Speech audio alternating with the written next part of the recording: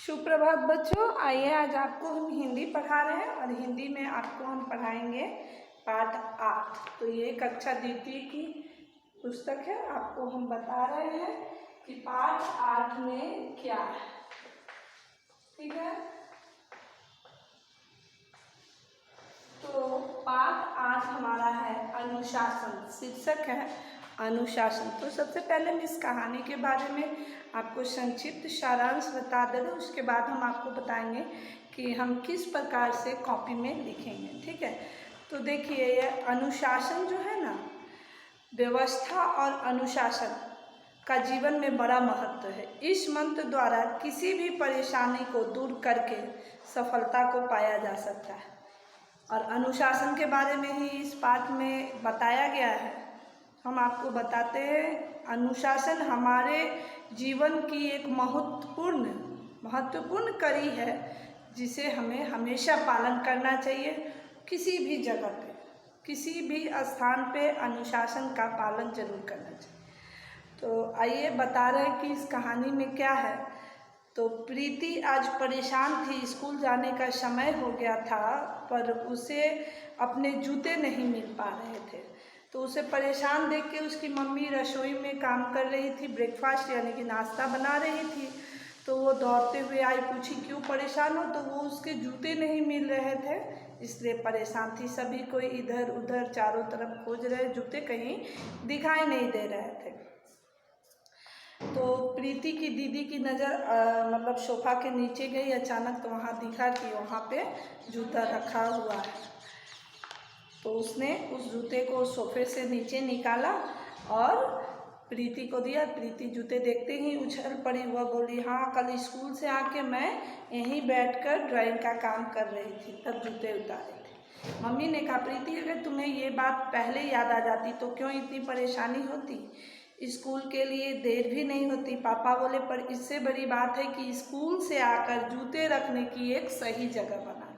अभी हम बताए थे अनुशासन, किसी भी चीज़ का सही जगह होना चाहिए। हम आए स्कूल से और अपने वस्त्र को, अपने स्कूल यूनिफॉर्म को कहीं भी उतार के इधर उधर फेंक देना, जूते के इधर उधर फेंक देना, ये सही नहीं है। इसीलिए हमें उसके प्रॉपर जगह पर, सही स्थान पे ही रखना चाहिए, जिससे हमें कल होके उसे पहनने में, उसे ढूंढने में कोई परेशानी नहीं होगी। तो इसलिए प्रीति के पापा ये बताए।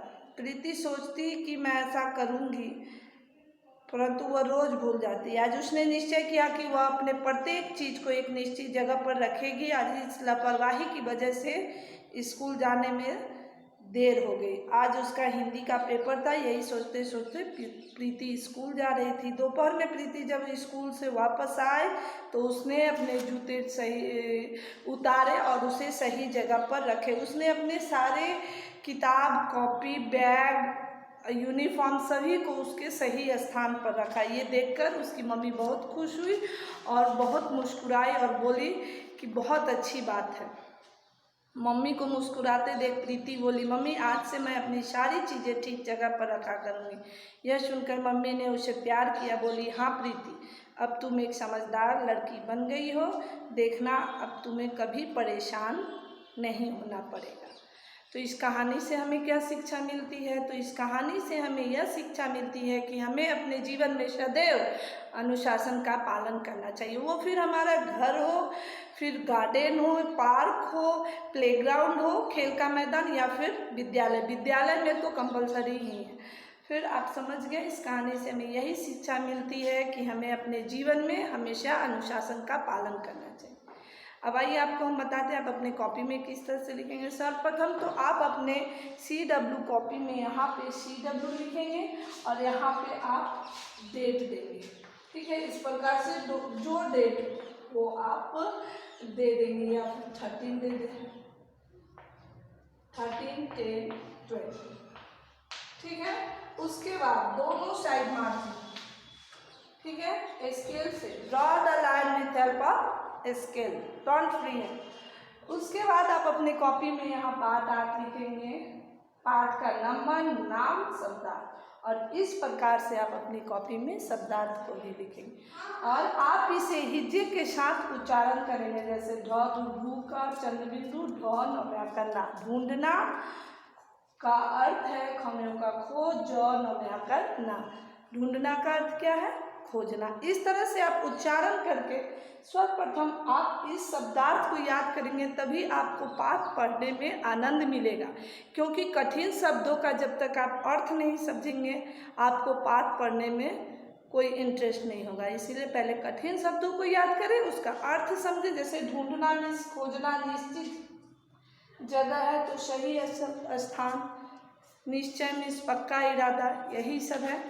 तो आप वजह मीन्स कारण से, जिद मीन्स हट, अनहोनी बुरी घटना, घाटा नुकसान। इस तरह से आप इसे पढ़ेंगे और अपने कॉपी में सुंदर अक्षरों में लिखेंगे।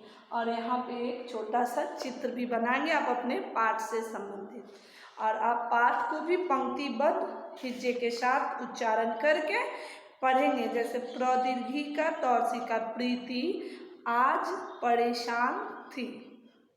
ठीक है, इसी के साथ ये पाठ यहाँ पे समाप्त कर रहे हैं। अब इसके दूसरे कड़ी में आपको इससे संबंधित अभ्यास कर हम आपको बताएंगे। धन्यवाद।